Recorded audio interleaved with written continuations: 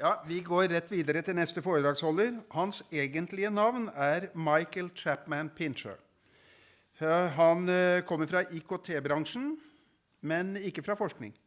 Men han har alltid forsket på insekter siden han var liten, og viser at det ikke bare fra forskere god forskning kommer fra. Det var en fugletitter på Samos som tipset meg om The Insect Inspector, som han også kaller seg. Og jeg fant fram til videoene han hadde lagt ut på YouTube, og forstod straks at han ville være rette mann til å komme og snakke om insekter og trusselen de nå utsatt for. So I have the pleasure to invite the insect inspector to the floor. Please, Michael, the floor is yours for the next 20 minutes. Any better? Good. I am the insect inspector. I'm a citizen scientist, and I'm worried about why the small things are disappearing. Now, when I was very young, I grew up on a farm, and my father was both a scientist, he was a zoologist, and an investigative journalist. He was very famous in England in his time. And when I was very young, he gave me this little book. It's an insect book. And it's full of wonderful pictures of all the insects. He had it was in 1946.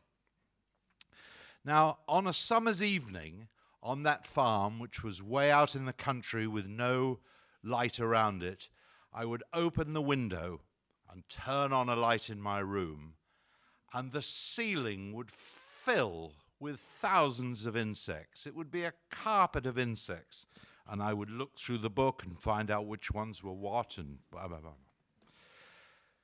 My father, he died at 100 in 2014. So we lived in that farmhouse, and I used to go back and stay, and I would open that window, and over the years, slowly those insects started declining.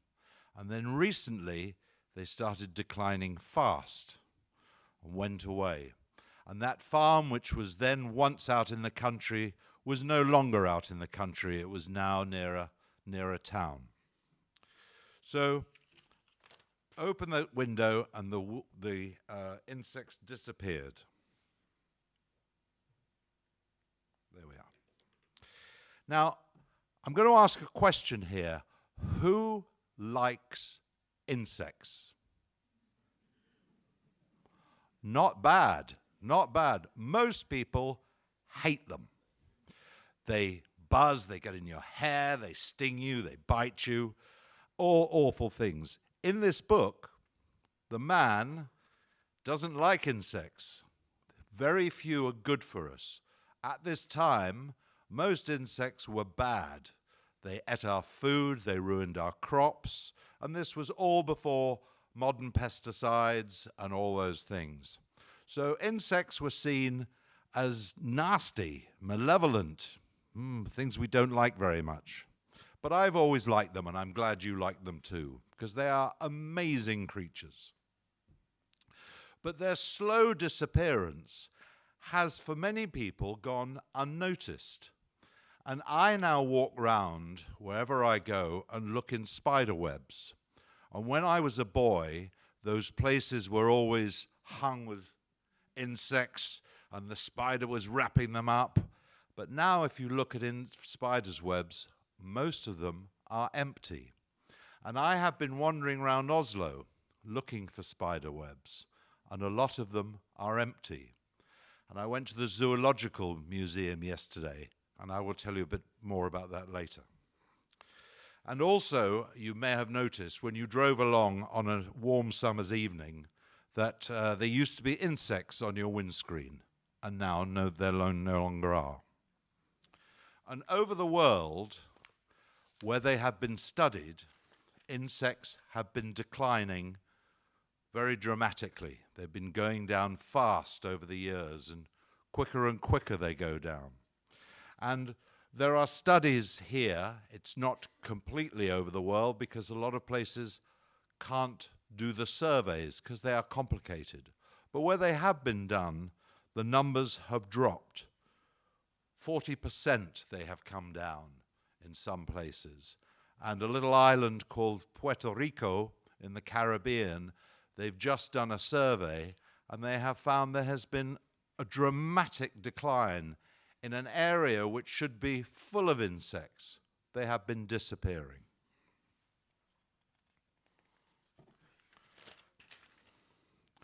So there's usually people to blame for insects.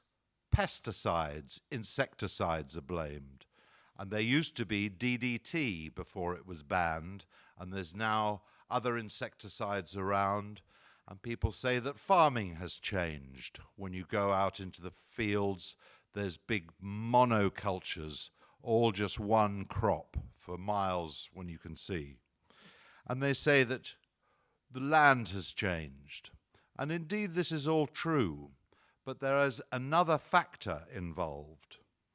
And there is a place in Germany called Krefeld. And they have an etymological society, like you have here at the Zoological Gardens. And that was established in 1908. And with very good German efficiency, they have been studying their insects every year, doing very efficient surveys. And over the last 27 years, they have found that the insect mass has disappeared by 75%. Now, their report, which is based on very good science and good German methodology and a good scientific approach, they say that yes, climate change is one thing, pesticides is another, habitat loss is a bit, but all these surveys are done in areas of protected environment. And they believe that there is another factor involved, but they don't know what it is. So we have all the usual things that create insect loss, but something else is to blame. So, I came up with a realistic hypothesis for what that is, and I will explain how I came to that view. And I wanted to identify the missing link. And EMR, which electromagnetic radiation, and I will just call it that from now on, EMR, which is the stuff, man-made electromagnetic radiation from our wireless phones and the antennae that you see around the towns. And as insects have disappeared, those antennae have grown in numbers, and they now sit on buildings wherever you look. And I propose that electromagnetic radiation is a factor in the global decline of insects. Why?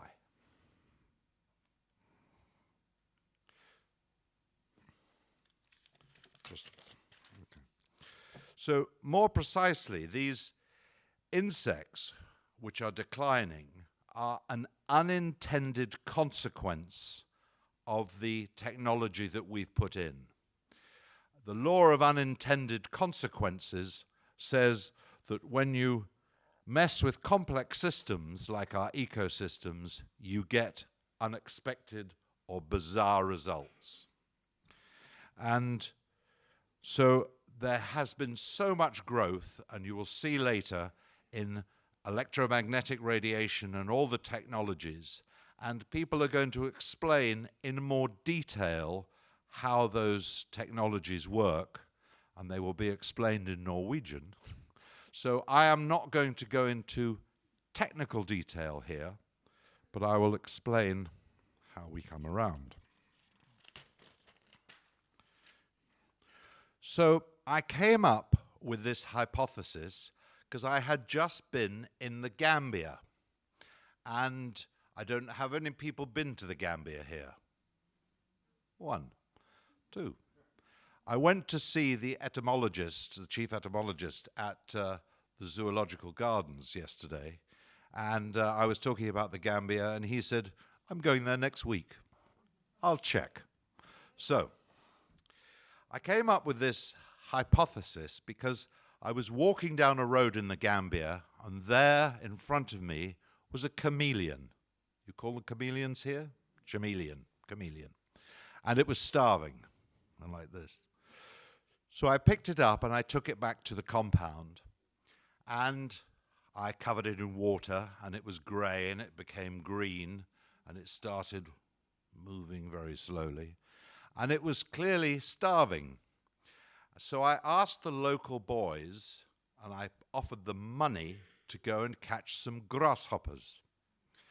And I showed them how to do it, and they grew up there anyway, and they came back with nothing. They could not find any. And a gardener round there said, because they market their own food, said to me, there have been no crickets round here since that was put up. And he pointed to a large telecommunications antennae. Now, at that time, the Gambia was run by a dictator, very nasty man called Jammeh. And he had put this antennae up in order to be able to communicate when he was out of town, down at a big mosque that he had built with some Saudi money down on the coast. And in order to get the best reception, they had turned up the power of the antennae. I found this out as a fact. And so we had in this area a very powerful radio mast, and the insects was disappearing. Now, in that area, there are no chemicals because they can't afford pesticides. There is no artificial light at night because all the lights go out. And the farming is very basic. So all the things that normally point at insect loss could not be a factor in this area. So I sat there at night in the dark, and because I was an ICT guy, and 25 years ago I was in Oslo, standing on a platform like this, telling an audience like you that something called the internet was coming. And I had to go around Europe. I went to Finland, and I went to Sweden and other places and things, working for IBM to tell them the internet was coming. So I understand technology, and have worked with technology, particularly in the mobile wireless arena. And I was very early into wireless, so I know how it works. And I've seen it grow from nothing to where it is now. Who doesn't have a mobile phone? Less people than like insects.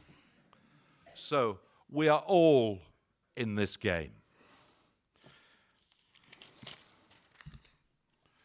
Okay. So I had a career in IT, and just before I came out here, I put up this question, my hypothesis that electromagnetic radiation has caused insect decline. And I put it up to a forum on Facebook full of journalists who are all technology journalists. And they think, you're crazy, conspiracy theory guy, how can this be so? So I said, I'm going to Oslo. So if you were a journalist sitting in the audience, what question would you ask me? And they provided me a great long list. And one was, prove it. Just prove it. So in the next few minutes, I hope to prove it to you.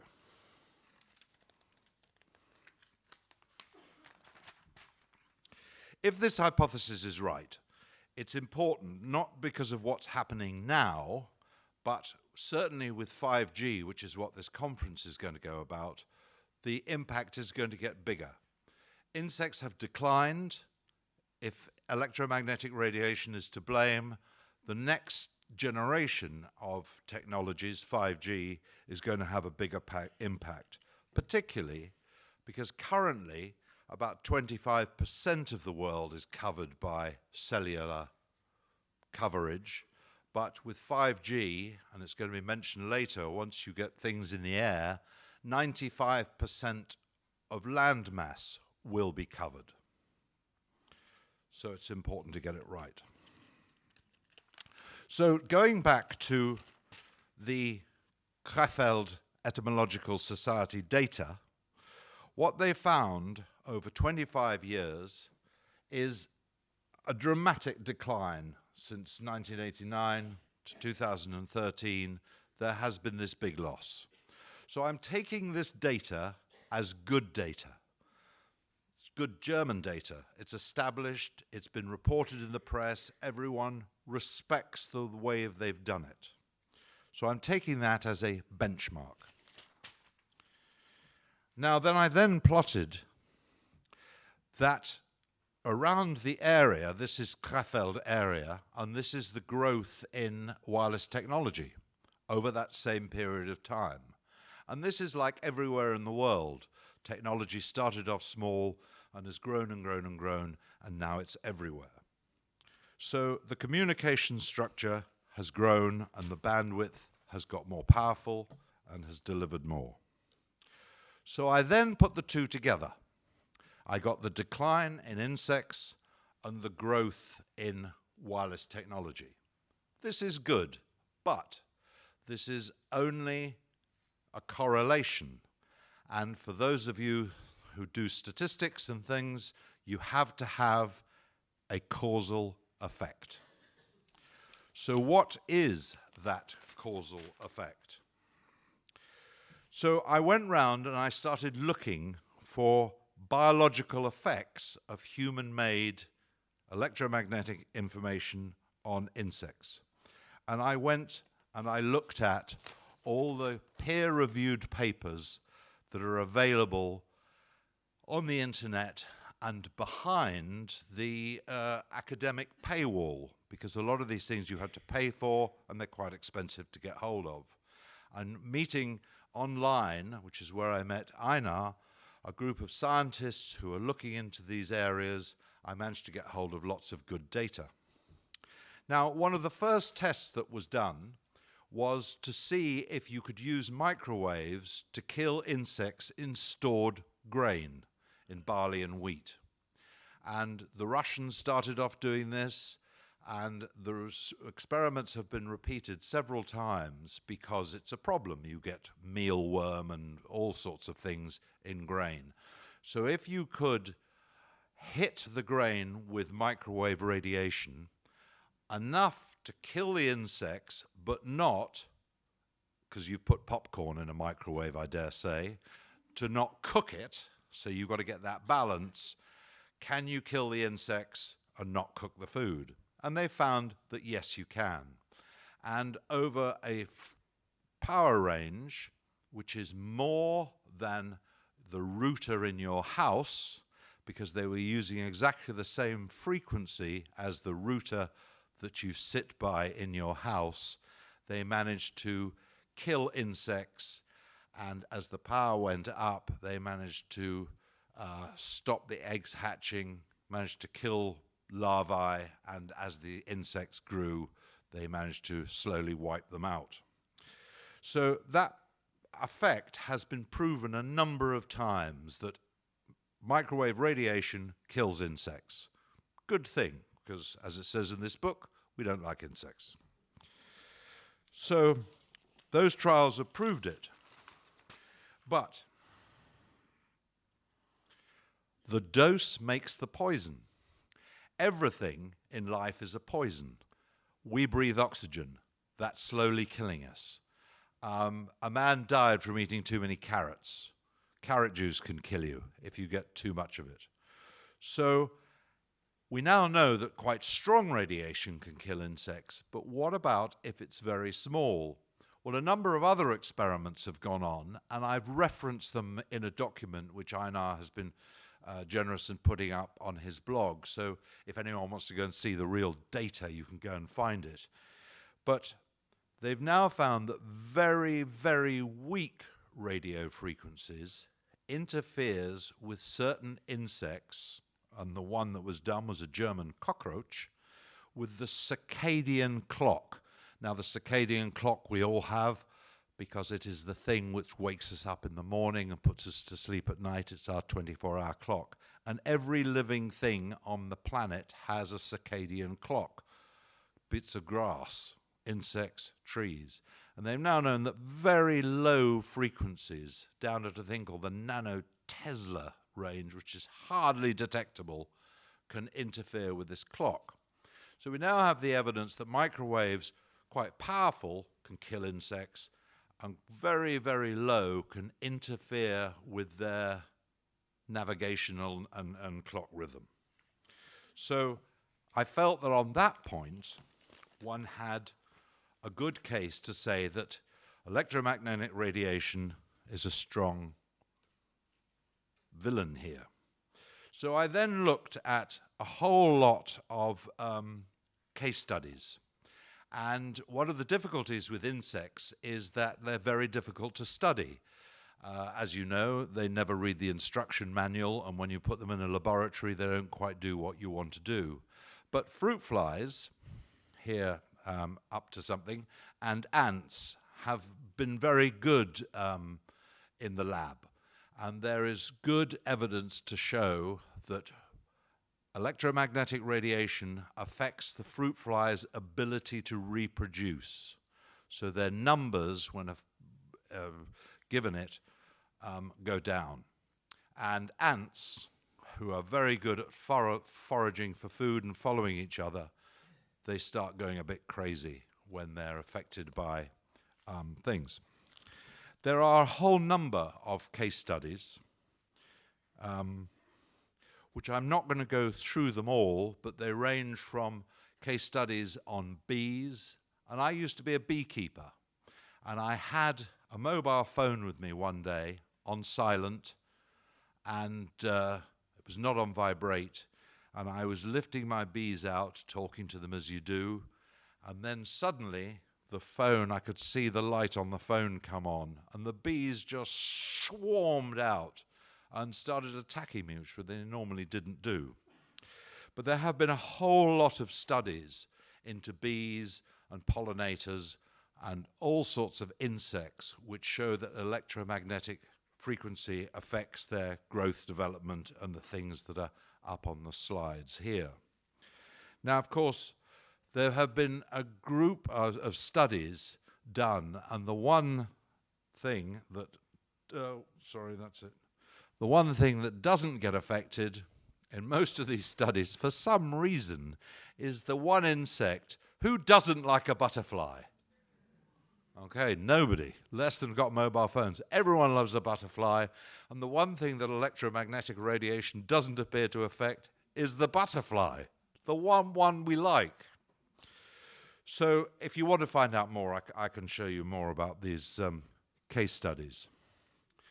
But what it really shows is that insects, and they are so varied in the way they reproduce and their very productive systems. Some lay eggs in other insects. How weird's that? They're parasitical. Some do it underwater, some do it above ground. But the one thing that is certainly true, and with the experiments that done on bees, it shows that at the egg level and the larva level, when they're wriggling around, and everyone really doesn't like those things, that they are at their most vulnerable. How are we doing? I know. We're still going? Come to the conclusion. Come to the conclusion. Okay. So now the thing with a lot of insects is they're very complex to study, and the one thing that a lot of the people in the wireless industry say is there aren't enough studies for us to take this seriously. Well, one of the problems is that they are very complex and it's very expensive to do, and funding, as we know, for everything is always difficult. But the one thing that has come to our mind is they now can computer model things. And a group of scientists have computer modeled a number of insects, beetles and grasshoppers and other ones, and put in those effects from the next generation of technology, so 5G. And these things heat up. Now I'm going to quickly come to why EMR affects insects rather badly. Electromagnetic radiation moves water molecules, and that's what it does when you heat up your soup. It moves the water molecules around in the soup in your microwave oven, and you get a nice hot cup of soup. So everything that's got living tissue in it, and that's us, is made of a lot of water.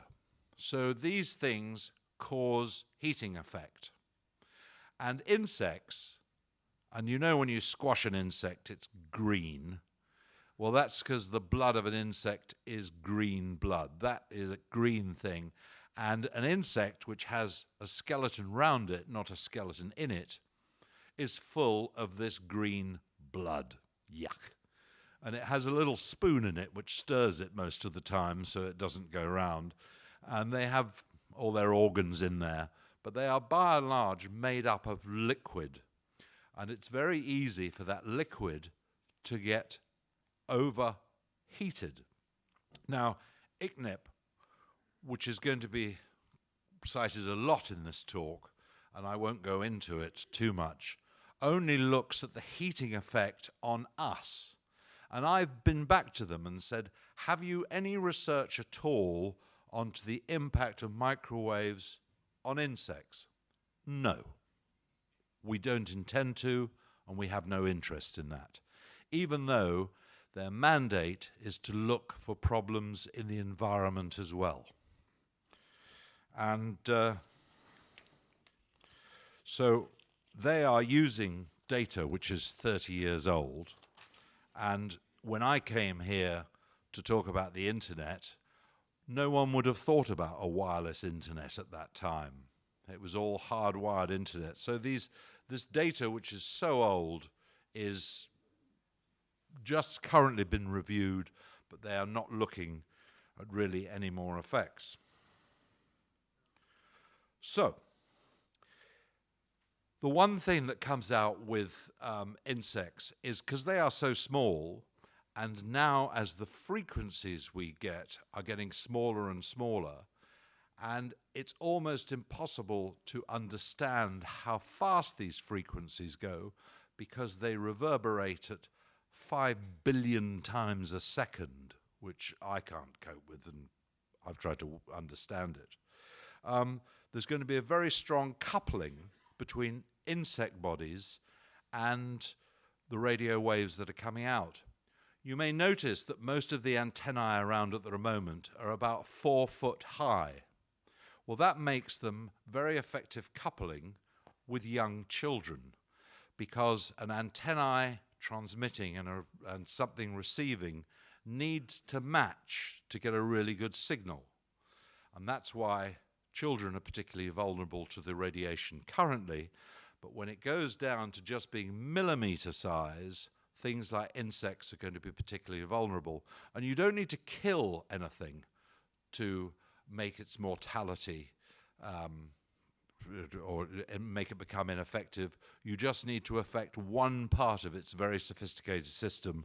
And as we know, there are lots of different body parts on an insect. Nearly there, I know. So, have I proved the case? Well, the one thing that I've done, and my father taught me this as an investigative journalist, is you can't believe what you want to believe, because that makes you a fool. You have to prove it, and you have to prove it with the rigors of the scientific method. And the scientific method takes you through a number of steps, and if you can't pass those steps in trying to prove it, you have to go back and start again, because there are many ways to get to the wrong answer, and there's usually only one way to get to the right answer. And it's easy to fool yourself. And the trouble with a lot of things out there nowadays is people are fooling themselves into believing things which are not necessarily true. So in order to really get rigorous with a hypothesis, you have to follow it all the way down through all the difficult stages and the time. And I have tried to break mine several times, and I can't. It always comes back to the fact that electromagnetic radiation is the guilty party in this thing. The Krefeld Society said there is another factor we're looking at, but we don't know what it is. I believe it's electromagnetic radiation. Now, insects have disappeared from most of our lives. This is a good thing. You're not flicking them away. You're not getting bitten so much. And I've walked around this town, and I couldn't find an insect here. I was at the Zoological Museum yesterday, and on top of the Munch Museum, there are 4 big aerials pointing straight at the Zoological Museum. And in the warm rooms of the Victoria Palm House, there's the Palm House and there's the Victoria wet house, I could not find one insect. And I spoke to the head of the Etymological Society there, and he couldn't explain that either, because usually there are. He said maybe they have sprayed recently, but maybe they have. But there were no insects there. So the trouble with this situation is that the wireless industry, a bit like the tobacco industry and asbestos industry, doesn't want anyone to really know what's going on because it's follow the money. And if you follow the money, it's a $17 trillion business. So there are enough evidence now from scientists saying you should be looking at this area. You have to stop. You're stealing other people's time. I'm sorry. You've stolen other people's time already. I will stop. Skip the coffee. Okay. I'm the thief of time. So I will wind up. And if anyone would like to find out what I was going to say next, please come and speak to me in the coffee. Thank you very much.